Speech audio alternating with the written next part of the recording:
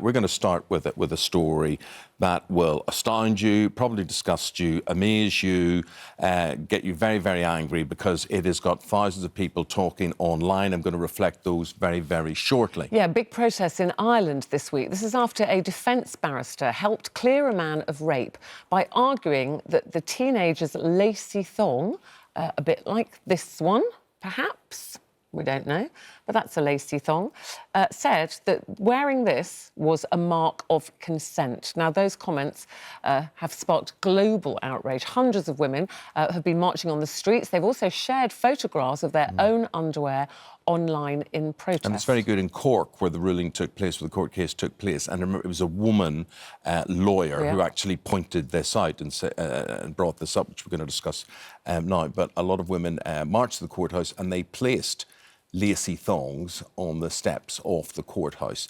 Let's go live now to Ruth and find out what more she has to say on this. And Ruth, I'm sure, you know, for whatever reason you entered politics, I'm sure you never envisaged standing in the Dáil and holding up your underwear. Was that a sad thing? Were you outraged? How would you describe what you had to do? Well, people have been outraged at the continuing use of rape myths in court by the judiciary in order to try to free their clients. And we had all believed that this was going to stop, particularly following the Belfast rape trial, and it hasn't. And the reason that I did this, and I wanted to be careful as well, because I didn't want to trivialise a very serious issue, but was to bring home the incongruity of a thong being shown in the Parliament and how it feels for a rape victim or a woman to have that shown in a sombre courtroom. Although you were also angry, were you not, Ruth? Because when you did hold up that thong, the cameras cut away very quickly from you.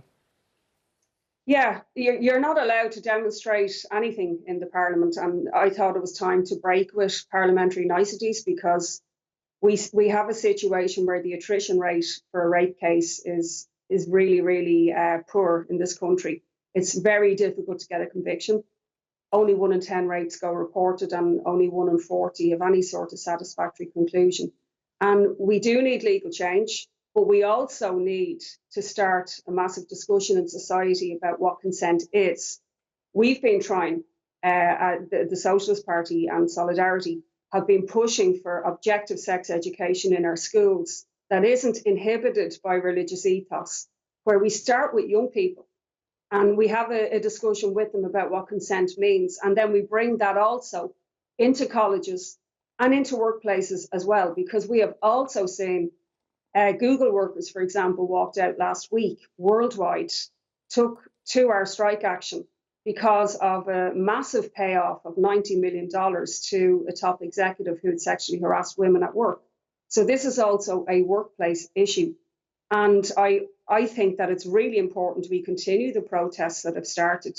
I understand in London at 6 o'clock tonight at the Irish Embassy, there's going to be a protest, and I thank people for organising that kind of solidarity. And we now need that. Can we make International Women's Day in 2019 a global movement, a global strike against violence against women and for equality for women in general in society? Yeah.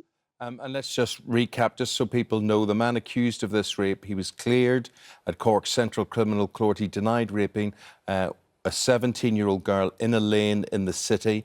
He was acquitted unanimously after 90 minutes. The defence counsel was a woman who held up this underwear and pointed out she used the underwear to argue the teenager had consented to sex, and said, you have to look at the way she was dressed. She was wearing a thong with a lace front. And you did mention there that sex education in Irish schools is influenced by religion. A lot of people watching throughout Britain won't understand what you actually mean by that and how that is limited. How does that affect what children are taught?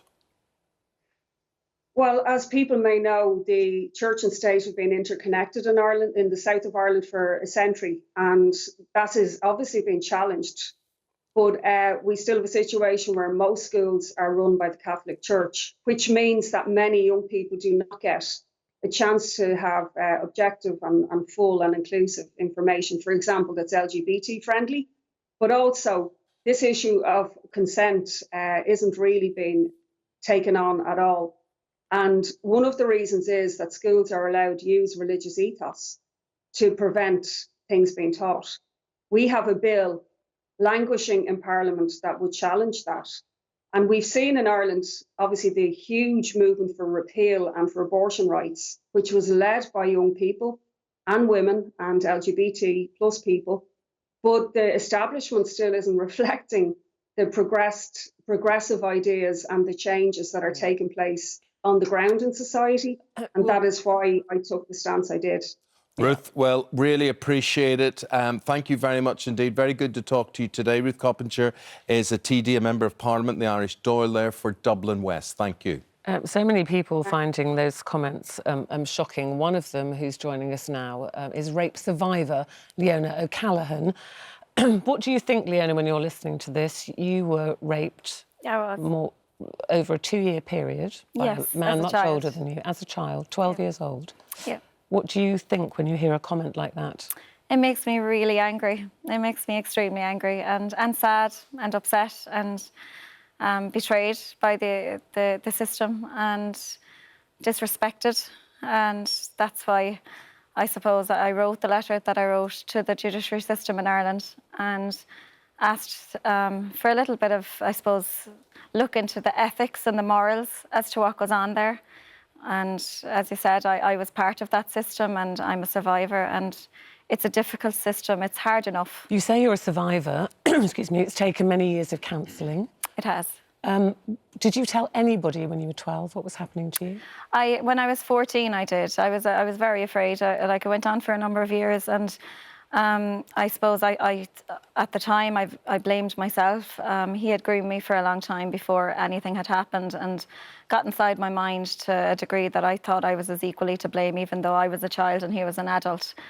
He would have been nearly 30. And why, Leona? Why would you feel like that? I mean, I sit here, and as a father and as a man, I feel angry. I feel disgusted. I feel if you were related to me, and even if you weren't related to me, if I just knew you, I in some way would feel I was to blame, because why didn't I see it? Why didn't people around you spot this? Why would it be your fault? Surely it's other people's fault.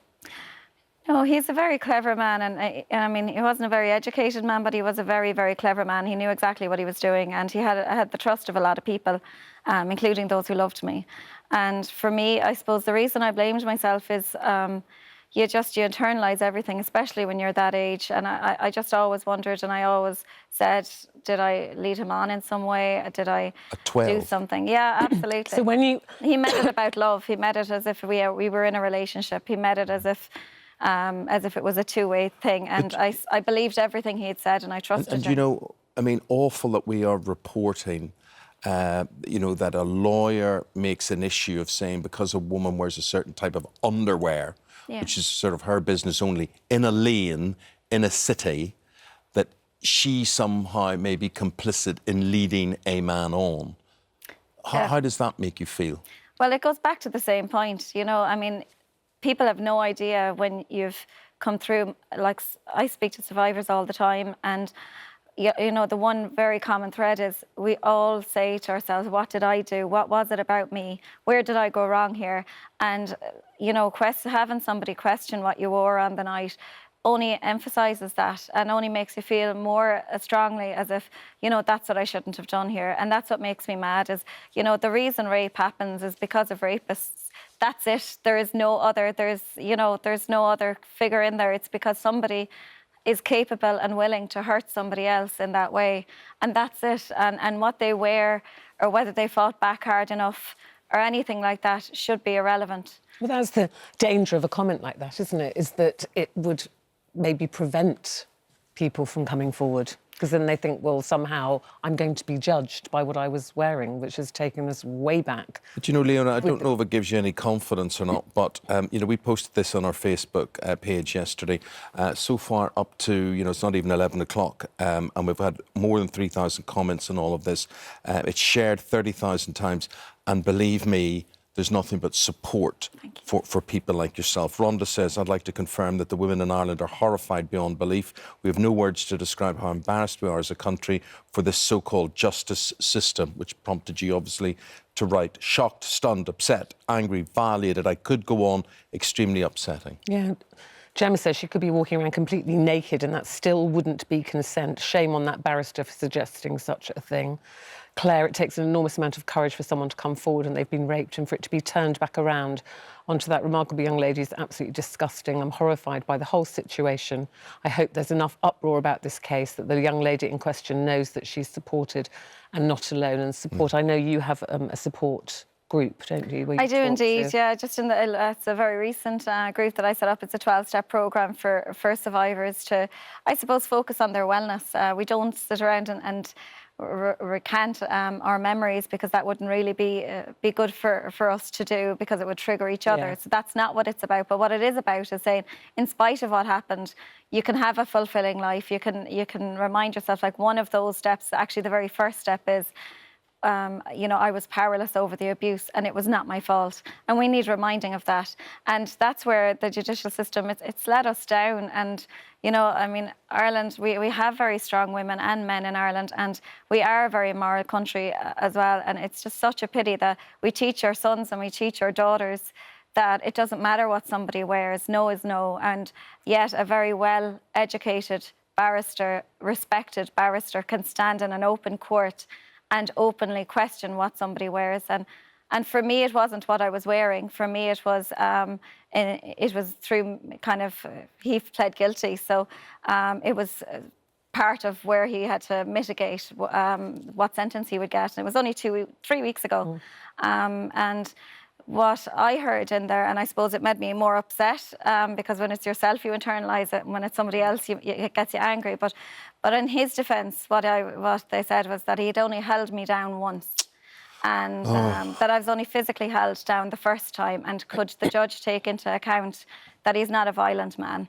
And again, it's not about that. It's about the fact that I was a child and he was an adult and there was no consent. And once is too much. And and I'd learned, like, I mean, if somebody holds you down once, you learn very quickly not to fight back. You learn very quickly to close your eyes and just wait for it to be over. And the fact that I didn't fight back, actually, the time I did is easier. It's easier because I don't look back and I don't say, why didn't I say no more? Why didn't I scream? Why, you know? So it's actually harder. The times when I didn't is when I hate myself more, and when I've suffered a lot with self-hatred, as most survivors have, and guilt and questioning. So much so you tried to take your own life. I did, yeah, I did on a couple of occasions. On the last occasion, he was after returning to a place where I lived in Limerick in Ireland, and I just struggled. I struggled seeing him on the streets. I hadn't come forward at that stage, and I didn't feel strong enough. I knew that the legal system was going to be difficult. I didn't know it would be 4 years. It's 4 years down the line now, but... Well, you did get through it, yeah. and you also help other rape victims, survivors. We've had so much support for this cause, for you in particular, for telling your story today. Thank you. We haven't got time to read all your comments. Lots of women posting pictures of thongs and saying this is not consent seems to be the message. Thank you so much, Leona, and also again to TD Ruth Coppinger there in Dublin.